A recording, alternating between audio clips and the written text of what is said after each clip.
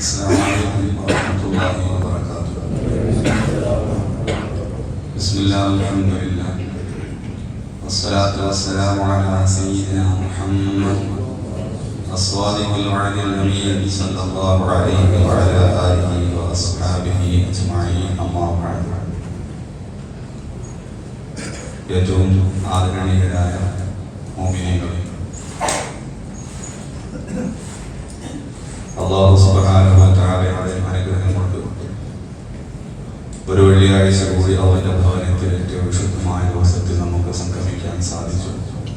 അല്ലാഹു ഇതിനേക്കാൾ സന്തോഷത്തോടുകൂടെ ആനന്ദത്തോടുകൂടെ നമ്മളുമായി ബന്ധപ്പെട്ട എല്ലാവരെയും അല്ലാഹു ജന്നാത്തുൽ ഫിർദൗസിൽ ഒന്നിപ്പിക്കുമാറാവട്ടെ.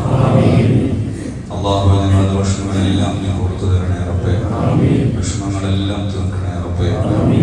അല്ലാഹു ജീവിതം ഖൈറാവുന്ന കാലം അത്രയും സന്തോഷത്തോടെ ജീവിപ്പിച്ച് മരണം ഖൈറാവുന്ന സമയത്ത് കാമിലായ ഈമാനോടുകൂടെ ലാ ഇലാഹ ഇല്ലല്ലാഹ് വഴി പിന്നിലേക്ക് തിരിച്ചു വരാൻ സൗഭാഗ്യം നൽകണേ റബ്ബേ. അല്ലാഹു ഞങ്ങളെയും ഞങ്ങൾ മരണപ്പെട്ടു പോയവർ, ഈ പള്ളി കുഴിച്ച് മന്തി വറക്കുന്നവർ എല്ലാവരെയും നിന്റെ ഫിർദൗസിൽ നീ ഒന്നിപ്പിക്കണമേ റബ്ബേ. സഹോദരന്മാരെ, ഹബീബ റസൂലുള്ളാഹി സ്വല്ലല്ലാഹു അലൈഹി വസല്ലം 1400 കൊല്ലം മുമ്പ് ലോകാദ്യം വരുന്ന മുസ്ലിം സമൂഹത്തിന്റെ പ്രതിസന്ധികളെ കുറിച്ചും ആ പ്രതിസന്ധികൾക്കുള്ള കാരണത്തെ കുറിച്ചും അവിടുന്ന് ദീർഘവീക്ഷണത്തോടുകൂടെ സംസാരിച്ചിട്ടുണ്ട്. ഒരു ഹദീസിൽ ഇങ്ങനെ കാണാൻ കഴിയും, ഹബീബ റസൂലുള്ളാഹി പറഞ്ഞു സല്ലല്ലാഹു അലൈഹി വസല്ലം, യുശ്രികുൽ മൻ തദഅ അലൈക്കും കമാ തദഅ അൽ-ആഖിറതു ഇലാ തസ്ദിഹാ വമിൻ ഖില്ലത്തിൻ നഹ്നി യൗമൈദിൻ. ഹബീബ റസൂലുള്ളാഹി സ്വല്ലല്ലാഹു അലൈഹി വസല്ലം പറഞ്ഞു, യുശ്രികുൽ മൻ തദഅ അലൈക്കും കമാ തദഅ അൽ-ആഖിറതു ഇലാ തസ്ദിഹാ. യുശ്രികുൽ എന്ന് പറഞ്ഞാൽ ലോക സമൂഹം, ഉമ്മം എന്ന് പറഞ്ഞാൽ ഉമ്മത്തിന്റെ ബഹുവചനമാണ്, പ്ലൂറലാണ്. ലോക സമൂഹം നിങ്ങൾക്കെതിരെ കൈകോർക്കും, നിങ്ങൾക്കെതിരെ നിങ്ങൾ ആക്രമിക്കും, നിങ്ങളെ കീഴ്പ്പെടുത്താൻ വേണ്ടി. ഏതുപോലെ സുബ്രയിലേക്ക് തിന്നുന്നവൻ കൈനീട്ടുക എന്ന വാക്കല്ല, ആഖിറത്തിന് അറുഭാഷ പഠിച്ചവർക്കറിയാം തീറ്റക്കൊതിയൻ തീറ്റ മത്സരത്തിൽ പങ്കെടുക്കുന്നവനാണ്. എന്തും ആസ്മരികമായിട്ടുള്ള അർത്ഥവത്തായിട്ടുള്ള വാക്കാണ്. തിന്നുന്നവൻ എന്ന് പറഞ്ഞാൽ എന്താ? നമ്മൾ ഭക്ഷണം കഴിക്കാറുണ്ട്, മാന്യമായിട്ട് ഭക്ഷണം കഴിക്കുകയുള്ളൂ. തീറ്റക്കാരൻ എന്ന് പറഞ്ഞാൽ എന്താ? നമ്മുടെ നാട്ടിലേക്ക് ഓണൊക്കെ ഉണ്ടാവുക, തീറ്റ മത്സരം ഉണ്ടാവുക അല്ലേ? സെക്കൻഡ് കൊണ്ട് അകത്താക്കുന്നവനാണ് വിജയിക്കുക. ഒറ്റ സെക്കൻഡ് ഒറ്റപ്പെടുത്തം പായുക. എന്ത് അർത്ഥവത്തായ വാക്കാണ്! ലോകം മുഴുവൻ സംഘടിക്കും.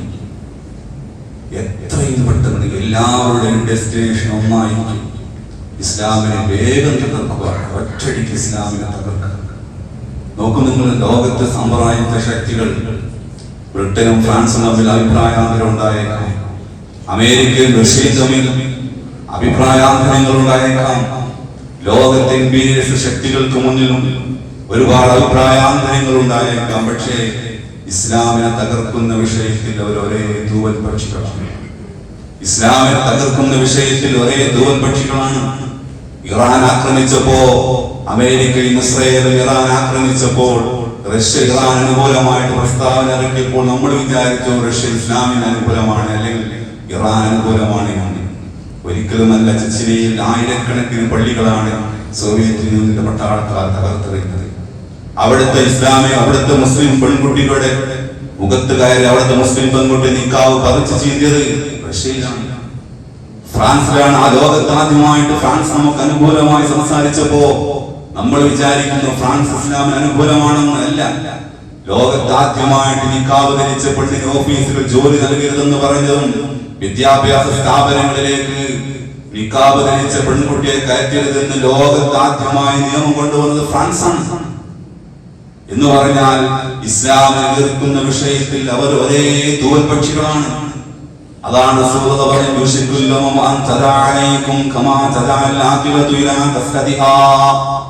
ഒരു സുബ്രയിലേക്ക് ആ തീറ്റക്കൊതിയന്മാർ കൈനീട്ടുന്ന പോലെ ലോകത്തുള്ള മുഴുവൻ സമൂഹവും എന്റെ ഇസ്ലാമിനെ തകർക്കാൻ കൈനീട്ടുന്ന ഒരു കാലഘട്ടം വരും.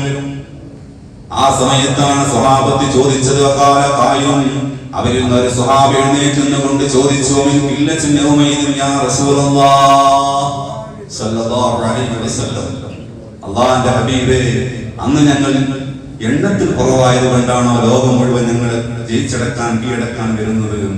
ഞങ്ങൾ മൈനോറിറ്റി സൊസൈറ്റി ആയതുകൊണ്ടാണോ? ന്യൂനപക്ഷ സമൂഹമായത് കൊണ്ടാണോ? പുണ്യനബി സല്ലല്ലാഹു അലൈഹി വസല്ലം മറുപടി പറഞ്ഞു, ബൽ ബൽ അൻതും യൗമൈദിൻ കസീർ.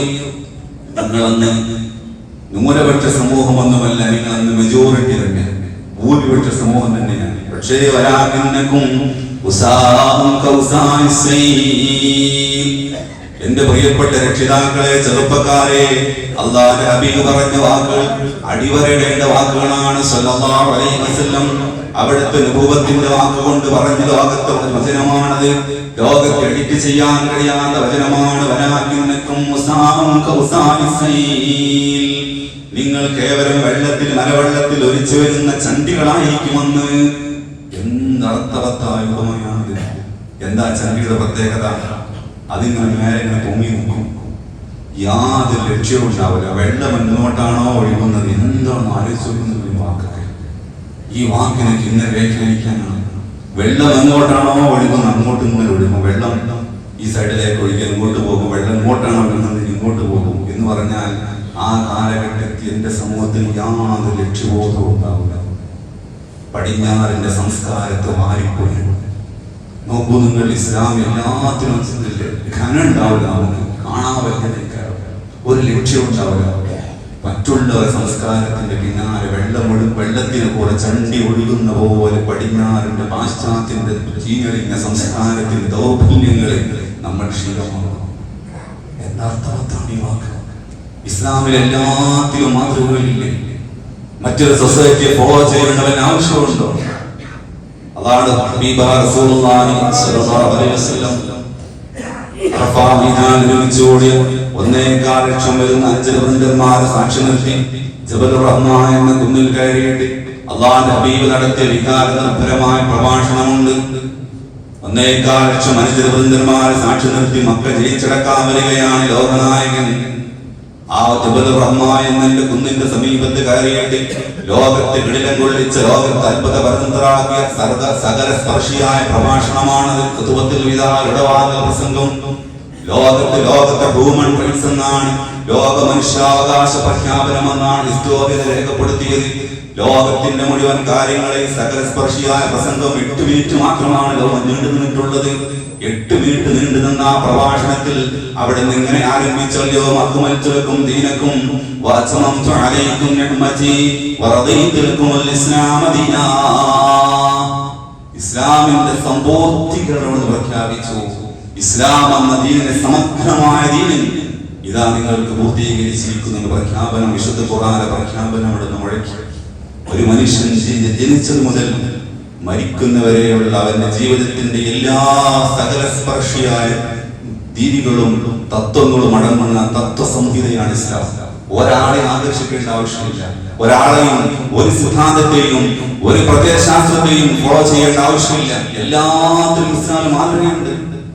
നമ്മൾ ആലോചിച്ചു പോകും, എങ്ങനെ മുടി വെട്ടണം, എങ്ങനെ വസ്ത്രം ധരിക്കണം, എങ്ങനെ നമ്മൾ ജീവിക്കണം, എങ്ങനെ മുതിർന്നവരോട് പെരുമാറണം, എത്രത്തോളം നമ്മുടെ പ്രാഥമിക കർമ്മങ്ങൾ നിർവഹിക്കുന്നിടത്ത് വരെ കൃത്യമായ മാർഗനിർദ്ദേശം നൽകിയ മതമാണ് ഇസ്ലാം. നമ്മളെ മക്കളിൽ നിന്ന് ആരെയാണ് പിന്തുടരുന്നത്? ആരുടെ പിന്നാലെയാണ് നമ്മൾ പോയത് എന്ന് കൃത്യമായി നമ്മൾ ആലോചിക്കുക. ഈ ഒരു സാഹചര്യം ഉണ്ടാകുമ്പോൾ എന്താണ് റസൂൽ പറഞ്ഞതുപോലെ, നിങ്ങൾ മറ്റുള്ളവർക്ക് പിന്നാലെ ചണ്ടികളെ പോലെ ഘനമില്ല. നമുക്ക് ഒരു പ്രതിസന്ധികൾ പിടിച്ചു നിൽക്കാൻ കഴിയില്ല. സ്വഭാവത്തിലല്ലായിരുന്നു അവരെ പ്രതിസന്ധിയെയും പിടിച്ചു നിൽക്കാനുള്ള ഉൾക്കരുത്തുണ്ടായിരുന്നു. മലവെള്ളപ്പാച്ച് വരുമ്പോൾ ഒരു കല്ല് പിടിച്ചു നിൽക്കും, പക്ഷേ ചണ്ടിക്ക് പിടിച്ചു നിൽക്കാൻ ഉൾക്കരുത്തുണ്ടാകില്ല. എന്നതുപോലെ നമ്മൾ ഉൾക്കരുത്തില്ലാത്തവരായി പോയി. ഇങ്ങനെ നമ്മൾ പടിഞ്ഞാറിന്റെ പാശ്ചാത്യന്റെ ദൗർബല്യങ്ങൾ, പാശ്ചാത്യന്റെ ഉച്ചിക്കുന്ന കാലത്തോളം നിങ്ങൾക്ക് നിലനിൽപ്പുണ്ടാകില്ലെന്ന് റസൂൽ പറഞ്ഞു. അങ്ങനെ കാലഘട്ടം വന്നാൽ മറ്റുള്ള സമൂഹങ്ങൾക്കിടയിൽ, അവരുടെ മനസ്സുകൾക്കിടയിൽ നിങ്ങളോടുള്ള ആദരവ് എടുത്തു കളയും. ആദരവുണ്ടാകില്ല, നമ്മുടെ വാക്കിന് വിലയുണ്ടാകില്ല. ഒരു മലബാറിന്റെ ചിത്രം നോക്കൂ നിങ്ങൾ. പൂർവ്വകാലത്ത് ഒരു മാപ്പിള ഇരിക്കുകയാണെങ്കിൽ ഹൈന്ദവ സഹോദരങ്ങൾ വരെ വരികയാണെങ്കിൽ മാപ്പിളയെ കണ്ടാൽ എഴുന്നേറ്റ് ആദരിക്കും. മഹാപിള്ളമാർ ലോപിച്ചതാണ് മാപ്പിളമാർ. ഒരു മഹാപിള്ള വരുന്നുണ്ട്, മടക്കി കുത്തിയ തുണി അടിച്ചിടും. ഒരു മാപ്പിള മുന്നോട്ട് പോകുമ്പോൾ ആദരവ് മനസ്സിലിട്ട് കൊടുക്കും. അതാണ് സത്യവിശ്വാസിയുടെ ഉദാഹരണം. പ്രവാചകൻ സല്ലല്ലാഹു അലൈഹി വസല്ലം പഠിപ്പിച്ചത്, അല്ലാഹു യഥാർത്ഥ മുഅ്മിനായി കഴിഞ്ഞാൽ അല്ലാഹു മറ്റുള്ളവരുടെ മനസ്സിൽ മഹബ്ബത്തുൻ ഫീ ഖുലൂബിൻ നാസ് എന്നാണ്. എല്ലാവരുടെ മനസ്സിൽ ആദരവ്, ഒരു ബഹുമാനം, ഒരു പേടിയിട്ട് കൊടുക്കും. ഇസ്ലാം നമ്മൾ മുറുകെ പിടിക്കുന്ന കാലത്ത് എത്ര സംഭവങ്ങൾ അങ്ങനെയുണ്ട്. സ്വഹാബത്തിന്റെ കഥ നോക്കേണ്ട ആവശ്യമില്ല. മഹാനായ കേരളങ്ങളുടെ മഹാനായ മനുഷ്യനാണല്ലോ മഹാനായ കായികത്വം സയ്യിദ് അബ്ദുറഹ്മാൻ ബഫഖി തങ്ങൾ. ആരായിരുന്നു മഹാൻ? ആ മഹാന്റെ ഉൾക്കരുത്ത് എന്തായിരുന്നു? അല്ലാഹുവിന്റെ ദീൻ തന്നെയായിരുന്നു. ഇന്ത്യ കണ്ട ഉരുക്കവനിതയാണ് ഇന്ദിരാഗാന്ധി. ഇന്ദിര എന്ന് പറയപ്പെട്ടിരുന്ന കാലഘട്ടം ഇന്ത്യ കഴിഞ്ഞു പോയിട്ടുണ്ട്. ഇന്ത്യയെ മുഴുവൻ പിടിച്ചു മുറുക്കിയ ഇന്ത്യ കണ്ട ഉരുക്കവനിതയായ ഇന്ത്യയുടെ പ്രൈം മിനിസ്റ്ററായിരുന്നു ഇന്ദിരാഗാന്ധി എങ്കിൽ ആ ഇന്ദിരാഗാന്ധിയുടെ ഓഫീസിലേക്ക് മഹാനായ സയ്യിദ് അബ്ദുറഹ്മാൻ ബഫഖി തങ്ങൾ കടന്നു വന്നപ്പോൾ ഇന്ദിരാഗാന്ധി എഴുന്നേറ്റ് നിന്ന് കൈകൂപ്പിയെന്ന് ചരിത്ര സാക്ഷ്യമല്ലേ. മാത്രമല്ലോ, ചർച്ച കഴിഞ്ഞു പോകുമ്പോൾ ഇന്ദിരാഗാന്ധി മഹാനായ ബഫഖി തങ്ങളെ പിന്തുടരുകയും അവിടുത്തെ കാറിൽ കയറ്റുകയും അവിടുത്തെ ഡോർ അടച്ചു കൊടുക്കുകയും ചെയ്തതൊക്കെ ചരിത്രമല്ലേ. ആളുകൾ ചോദിച്ചു, ഇന്ത്യയുടെ പ്രധാനമന്ത്രി പ്രൈം മിനിസ്റ്റർ പഞ്ചായത്ത് മെമ്പർ പോലുമല്ലാത്ത മഹാനായ സയ്യിദ് അബ്ദുറഹ്മാൻ ബഫഖി തങ്ങൾക്ക് നിങ്ങൾ എന്തിനാണ് ഇങ്ങനെ ആദരിച്ചു ചോദിച്ചപ്പോൾ ഇന്ദിരാഗാന്ധി പറഞ്ഞത്, അങ്ങനെ അറിയാതെ വന്നുപോയതാണ്. അറിയാതെ എന്ന് പറഞ്ഞാൽ അതൊക്കെ ആദരിക്കേണ്ട അവസ്ഥ വരും. അല്ലാഹുവിന് ദീൻ നമ്മുടെ മനസ്സിലുണ്ടെങ്കിൽ ചെറുപ്പക്കാരെ, അല്ലാഹുവിന്റെ ദീനാണ് നമ്മുടെ അഭിമാനമാവേണ്ടത്. ആ ദീൻ നമുക്ക് അഭിമാനമാകുമ്പോൾ ആരും നമ്മൾ അറിയാതെ ആദരിക്കും. എന്തുകൊണ്ട് ബഫഖി തങ്ങൾ കിട്ടിയെന്ന് ചോദിച്ചാൽ, ബഫഖി തങ്ങൾ മരിച്ചപ്പോൾ കേരളത്തിൽ RSSന്റെ മുഖപത്രമായ കേസരി എന്താണ് എഴുതിയത്? വിശുദ്ധ ജീവിതത്തിന്റെ വിശുദ്ധ അന്ത്യം. അത് തന്നെയാണ് ആദരവ്. വിശുദ്ധ ജീവിതത്തിന്റെ വിശുദ്ധ അന്ത്യം ബഫഖി തങ്ങളുടെ പത്രമായ ചന്ദ്രികയിൽ എഴുതിയത്, അതല്ലെങ്കിൽ ഏതെങ്കിലും മുസ്ലിം പത്രങ്ങളിൽ എഴുതിയത്. RSSന്റെ മുഖപത്രമായ കേസരി എഴുതി വിശുദ്ധ ജീവിതത്തിന്റെ വിശുദ്ധ അന്ത്യം. അത് തന്നെയാണ് നമ്മുടെ മുഖമുദ്ര. നമ്മളായി ജീവിക്കുമ്പോഴാണ് പ്രതിസന്ധികളെ നമുക്ക് തരണം ചെയ്യാൻ കഴിയുള്ളൂ. അതാണ് മഹാനായ ഉമർ ഫാറൂഖ് റളിയല്ലാഹു അൻഹു ഫലസ്തീൻ ബൈത്തുൽ മുഖദ്ദസ് ഇസ്ലാമിന്റെ കൊടക്കീഴിൽ വന്നപ്പോ ആ ബൈത്തുൽ മുഖദ്ദസിന്റെ കവാടം തുറക്കാൻ വേണ്ടി, വാതിൽ തുറക്കാൻ വേണ്ടി അമീറുൽ മുഅ്മിനീൻ മഹാനായ ഉമർ ഫാറൂഖ് റളിയല്ലാഹു അൻഹു പോകുന്ന ഒരു മനോഹരമായ ചരിത്രം ഇസ്ലാമിക ചരിത്രത്തിലുണ്ട്. മഹാനായ ഉമർ ഫാറൂഖ് തങ്ങൾ ദിവസങ്ങളോളം മദീനയിൽ സഞ്ചരിച്ച് മുഷിഞ്ഞ വസ്ത്രമായിട്ടുണ്ട്. അവിടുത്തെ ഒട്ടകത്തിന്റെ കയർ അവിടുത്തെ കയ്യിൽ പിടിച്ച് ഒട്ടകത്തിന്റെ മുന്നിൽ ഇങ്ങനെ നടന്നു വരിക. കുഫയെല്ലാം മൂടിയിട്ട് തോൽ ധരിച്ചിട്ടുണ്ട്. ആരാണ് ഖലീഫയെ കാത്തിരിക്കുന്നത്? ഫലസ്തീനിലെ പ്രധാന നേതാക്കന്മാർ, ഉദ്യോഗസ്ഥന്മാർ, വലിയ നേതാക്കന്മാർ. ആ സദസ്സിലേക്കാണ് ഉദ്ഘാടകനായിട്ട് മുസ്ലിം ലോകത്തിന്റെ അമീറുൽ മുഅ്മിനീൻ ഉമർ ഫാറൂഖ് റളിയല്ലാഹു അൻഹു കടന്നു വരുന്നത്. മുഷിഞ്ഞ വസ്ത്രം ധരിച്ചുകൊണ്ട് യാത്രയുടെ എല്ലാ ക്ഷീണങ്ങളുമായിട്ട് വന്നപ്പോ കൂടെയുള്ള അനുയായികൾ ചോദിച്ചു, അമീറുൽ മുഅ്മിനീൻ ഉമർ ഫാറൂഖ് തങ്ങളെ റളിയല്ലാഹു അൻഹു, ഇങ്ങനെ പോയാൽ നമുക്ക് മോശമല്ലേ? വസ്ത്രത്തൊന്ന് മാറി ഉഷാറായി നിങ്ങൾ ഒട്ടകത്തിൽ കയറുമോ? നിങ്ങൾ കൊണ്ടുപോയി കൊള്ളാം. ആ സമയത്ത് മഹാനായ ഉമർ ഫാറൂഖ് തങ്ങൾ പറഞ്ഞു, നഹ്നു ഖൗമുൻ അഅസ്സനല്ലാഹു ബിൽ ഇസ്ലാം. നമ്മളൊരു സമുദായമാണ്. അഅസ്സനല്ലാഹു ബിൽ ഇസ്ലാം. ഇസ്ലാമാണ് നമ്മുടെ ഇസ്സത്തിന്റെ പ്രതാപത്തിന്റെ മാനദണ്ഡം. ഇസ്ലാമാണ്. ഇസ്ലാമല്ലാത്ത മറ്റു പ്രതാപത്തിന്റെ വഴികൾ സ്വീകരിച്ചാൽ അല്ലാഹു നമ്മളെ നിന്ദിക്കും. അതുകൊണ്ട് എത്രത്തോളം ഇസ്ലാമിക സംസ്കാരത്തെ മുറുകെ പിടിക്കാൻ നമുക്ക് സാധിക്കുന്നുവോ അപ്പോഴേ നമുക്ക് വിജയിക്കാൻ കഴിയുള്ളൂ. ആയുധം കൊണ്ട് കീഴടക്കാൻ കഴിയാത്ത സമുദായമാണ് നമ്മൾ.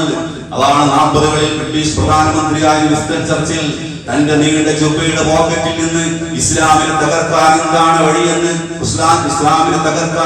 വഴിയെന്ന് ഗൂഢാലോചന നടത്തുന്ന ആ സമ്മേളനത്തെ അഭിസംബോധന ചെയ്തുകൊണ്ട് 45-ൽ ബ്രിട്ടീഷിന്റെ പ്രധാനമന്ത്രിയായ വിൻസ്റ്റൺ ചർച്ചിൽ തന്റെ നീണ്ട ജുബ്ബയുടെ പോക്കറ്റിൽ നിന്ന് ഒരു ചെറുഗ്രന്ഥം ഉയർത്തി പിടിച്ചുകൊണ്ട് പറഞ്ഞത്, ഇസ്ലാമിനെ വാളുകൊണ്ട് തകർക്കാൻ കഴിയില്ല, ഇസ്ലാമിനെ ഒരിക്കലും ആയുധം കൊണ്ട് തകർക്കാൻ കഴിയില്ല. ഈ കൊച്ചു പുസ്തകത്തിൽ നിന്ന് ഇസ്ലാമിനെ എങ്ങനെയാണോ നമുക്ക് മുസ്ലിങ്ങൾ എങ്ങനെയാണോ നമുക്ക് അകറ്റാൻ സാധിക്കുക, അന്ന് മാത്രമേ ഇസ്ലാമിനെ തകർക്കാൻ കഴിയൂ. 45-ൽ വിൻസ്റ്റൺ ചർച്ചിൽ പ്രഖ്യാപിച്ചിട്ടുണ്ടെങ്കിൽ ആ ചെറുഗ്രന്ഥം അള്ളാഹുവിന്റെ കലാമായ വിശുദ്ധ ഖുർആനാണ്. അതാണ് ലോകം. നമുക്കറിയാം, ലോകത്ത് ഈജിപ്തിനോട് പടവെട്ടി ബ്രിട്ടീഷുകാർക്ക് ഈജിപ്തിനെ പരാജയപ്പെടുത്താൻ കഴിയാതായപ്പോൾ അവർ സാംസ്കാരികമായ അധിനിവേശനമാണ് നടത്തിയത്. ഈജിപ്തിലാണ് സിനിമകൾ പ്രദർശിപ്പിച്ചു. ആ സിനിമകൾ പ്രദർശിപ്പിച്ച് ആദ്യമായി കൊണ്ടുവന്നു. കൊണ്ടുവന്നിട്ട് ആ സമൂഹത്തിന്റെ ഈമാനിക ആവേശത്തിൽ ചോർത്തിക്കളഞ്ഞു. നമ്മൾ പഠിക്കേണ്ട പാഠമാണ്. ഇന്ന് ഇടയിലാണ് ഏറ്റവും നല്ല സീരിയൽ ഓടുന്നത്. അത് കേവലം യാദൃശ്ചികമാണെന്ന് ആരും കരുതണ്ട. അത് കേവലം യാദൃശ്ചികം മാത്രമല്ല, നമ്മുടെ ഇസ്ലാമിക സംസ്കാരം തകർക്കാൻ വേണ്ടി പാശ്ചാത്യ ഒരുക്കി കെണിയാണത്. നമ്മുടെ പ്രത്യേകിച്ച് മലബാറിന്റെ ചരിത്രം ആലോചിച്ച് നോക്കൂ നിങ്ങൾ. മലബാറിന്റെ ചരിത്രത്തിൽ ഇടയിൽ സൂറത്ത് വാഖിഅ ഓതിയിരുന്ന, സൂറത്തുൽ മുൽക്ക് ഓതിയിരുന്ന, സൂറത്ത് യാസീൻ ഓതിയിരുന്ന പ്രൗഢമായ പാരമ്പര്യം നമുക്കുണ്ടായിരുന്നില്ലേ? ഈ പാരമ്പര്യത്തെ ആരാണ് നശിപ്പിച്ചു കളഞ്ഞത്? നമ്മുടെ ഓരോ വീടുകളിലേക്ക് വന്നിട്ടുള്ള ഈ സീരിയൽ സംസ്കാരമാണ്, ഈ സിനിമാ സംസ്കാരമാണ് നമ്മുടെ പ്രൗഢമായ ആത്മീയ പാരമ്പര്യത്തിന് കടക്കൽ കത്തിവെച്ചതെങ്കിൽ അത് കേവലം ഒരു യാദൃശ്ചിക സംഭവമല്ല, കൃത്യമായ ഗൂഢാലോചനയുടെ ഭാഗമാണ് നമ്മൾ തിരിച്ചറിയണം. എത്രത്തോളം മതത്തിൽ നിന്ന് ഇസ്ലാമികമായ ആശയത്തിൽ നിന്നും ആദർശത്തിൽ നിന്നും ആത്മീയതയിൽ നിന്നും നമ്മൾ അകറ്റാൻ സാധിക്കുന്നുവോ, അങ്ങനെ അകറ്റുമ്പോൾ മാത്രമേ ഈ സമൂഹത്തെ തകർക്കാൻ കഴിയൂ എന്ന് പാശ്ചാത്യം തിരിച്ചറിഞ്ഞതിന്റെ ഭാഗമായിട്ടാണ് ഇത്തരം കുടില തന്ത്രങ്ങൾ നമ്മുടെ സമൂഹത്തിൽ നടപ്പാക്കിക്കൊണ്ടിരിക്കുന്നത്. അതുകൊണ്ട് തന്നെ പ്രിയപ്പെട്ടവരെ, നമ്മൾ എത്രത്തോളം അള്ളാഹുവിന്റെ ദീൻ മുറുകെ പിടിക്കുന്നുവോ ആ കാലഘട്ടത്തോളം നമുക്ക് തീർച്ചയായിട്ടും വിജയങ്ങൾ ഉണ്ടാകും. അല്ലാതിരുന്നാൽ നമ്മൾ പരാജയപ്പെട്ടു പോകും. അതുകൊണ്ട് അതാണ് റസൂൽ പറഞ്ഞത്, നിങ്ങളോടുള്ള ആദരവും ബഹുമാനവും ആ സമൂഹത്തിൽ എടുത്തു കളയുമെന്ന് പറഞ്ഞത്. അപ്പൊ നമുക്ക് ബഹുമാനം ആദരവും ഇല്ലല്ലോ. അതുകൊണ്ട് നമ്മളായി ജീവിക്കുക. ലോകത്തെ ഏറ്റവും വലിയ ആളുകൾ ഇസ്ലാമിലേക്ക് വന്നത് ഈ കാലഘട്ടത്തിലാണ്. മഹാനായ ഉസ്മാൻ, മഹാനായ അബൂബക്കർ സിദ്ദീഖ് റളിയല്ലാഹു അൻഹു, മഹാനായ ഉമർ ഫാറൂഖ് റളിയല്ലാഹു അൻഹു ഇസ്ലാമിക ഭരണം നടത്തിയ കാലഘട്ടത്തിലാണ് ഇൻക്രെഡിബിൾ ഇൻഫ്ലുവൻസ് എന്നാണ് ചരിത്രകാരന്മാർ രേഖപ്പെടുത്തിയത്. അവിശ്വസനീയമായ ഒഴുക്ക്, ഇസ്ലാമിലേക്ക് അവിശ്വസനീയമായ ഒഴുക്കുണ്ടായതെന്നാണ്. മഹാനായ അബൂബക്കർ സിദ്ദീഖ് റളിയല്ലാഹു അൻഹു, മഹാനായ ഉമർ ഫാറൂഖ് റളിയല്ലാഹു അൻഹു ഇസ്ലാമിക ഭരണ ചെങ്കോലേന്തിയ കാലഘട്ടത്തിലാണ് ആളുകൾ ഇസ്ലാമിലേക്ക് ഒഴുകി വന്നതെങ്കിൽ നാം തിരിച്ചറിയേണ്ട യാഥാർത്ഥ്യമുണ്ട്. അവൾ ടാറ്റ ഇസ്ലാമല്ല, ഒരിക്കലും ടാറ്റ ഇസ്ലാം കൊണ്ടല്ല ഇസ്ലാം പ്രചരിപ്പിച്ചത്. അന്നൊരു ഖുർആന്റെ കോപ്പി പോലും കൊടുക്കാനുണ്ടായിരുന്നില്ല, ഒരു പ്രഭാഷകന്റെ പ്രഭാഷകൻ പറഞ്ഞു കൊടുക്കാനുണ്ടായിരുന്നില്ല, ഒരു പുസ്തകം ഉണ്ടായിരുന്നില്ല, ഒരു ഖുർആന്റെ കോപ്പി പോലും ഇല്ലാത്ത കാലഘട്ടത്തിലാണ് ജനങ്ങൾ ഇസ്ലാമിലേക്ക് വന്നതെങ്കിൽ ഇസ്ലാമിക പ്രബോധനത്തിന്റെ, ഇസ്ലാമിക ഇസ്സത്തിൽ ജീവിതമാണ്, വിശുദ്ധമായ ജീവിതമാണ്. നമ്മളായി ജീവിക്കുക എന്നതാണ് ഇസ്ലാമിക ഇസ്സത്ത്. നിങ്ങളെ ജയിച്ചടക്കാൻ ആർക്കും കഴിയില്ല. നിങ്ങൾ മുഅ്മിനീങ്ങളാണെങ്കിൽ യഥാർത്ഥ മുഅ്മിനാവുക, യഥാർത്ഥ ഇസ്ലാമിനെ പുൽകുക. എന്നാൽ ലോകത്തെ എല്ലാ പ്രതിസന്ധികളും അതിജയിച്ചുകൊണ്ട് പൂർവ്വഗാമികൾ വിജയിച്ച പോലെ വിജയത്തിന്റെ വെന്നിക്കൊടി പാറിക്കാൻ ഇസ്ലാമിക സമൂഹത്തിന് ഇനിയും കഴിയും. അള്ളാഹു തൗഫീഖ് നൽകുമാറാവട്ടെ. ഇസ്ലാമിക ഇസ്സത്ത് ഉയർത്തിപ്പിടി ജീവിക്കാൻ അള്ളാഹു നമുക്കൊക്കെ തൗഫീഖ് നൽകുമാറാവട്ടെ. ജീവിതം ഖൈറാകുന്ന കാലം അത്രയും ഇസ്സത്തോടെ, റാഹത്തോടെ, അഭിമാനത്തോടെ അള്ളാഹുവിന്റെ ദീൻ വലുതാക്കി നിങ്ങളെ ജീവിപ്പിക്കണമേ റബ്ബേ. മരണം ഖൈറാവുന്ന സമയത്ത് കാമിലായ ഈമാനോടുകൂടെ നീ ഞങ്ങളെ മൗത്താക്കണമേ റബ്ബേ. റബ്ബനാ ആതിനാ ഫിദ്ദുനിയാ ഹസനതൻ വഫിൽ ആഖിറതി ഹസനതൻ വഖിനാ അദാബന്നാർ. ആമീൻ ബിറഹ്മതിക യാ അർഹമർ റഹീമീൻ.